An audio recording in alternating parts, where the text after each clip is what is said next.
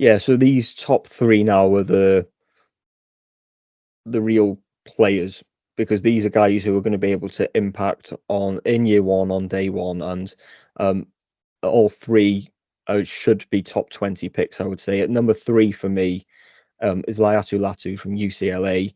But I think you could rank these three in any order, and I'd be absolutely fine with it. He is number three for me because of the injuries which have been spoken about extensively. We've spoken about them at all. Had to medically retire from the game at Washington, transferred to UCLA, and had an absolute breakout. He's just pro ready. Great size, much better athleticism than we expected, which is good. Tick the box. Extremely strong, powerful hands. Gets off his blocks against the run as well. Elite tackler. Players just don't escape him, whether he's pursuing or going after the quarterback. Extremely technical, extremely refined, deep pass rush skill moves. The dip and rip is just excellent, and a player who plays with the right mentality. And we'll go back to the word again, which I've used a couple of times here. Is he is just relentless. The work ethic is off the charts, and the versatility comes into it as well.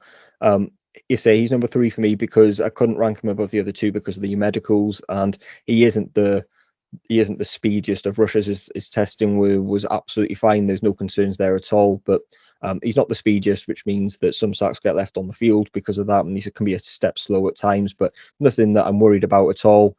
It can work on the accuracy of his hand placement, I felt, but really got no concerns with Laiatu Latu transferring into the next level, and I think he'll be able to get multiple sacks as a rookie. Yeah, I think Laiatu Latu is the most refined pass rusher coming into the draft, isn't he? Most complete. Yeah, I mean, he has all the moves that you want to see.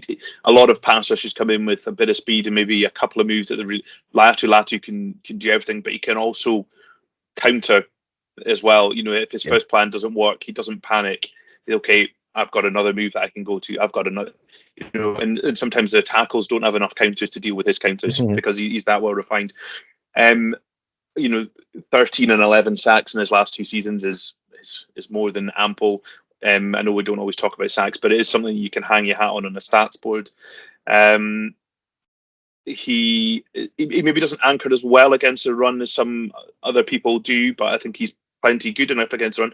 And I'd say he's quick but not explosive. I think that's probably how I would describe him. Although he did test as, you know, probably better than we thought, and that's probably good enough for him, you know, to cement his place in this draft. Medicals is going to be the concern, isn't it? There's nothing we've heard about medicals yet. I've not seen anything. I've not heard anything coming from him. So maybe that's a good sign.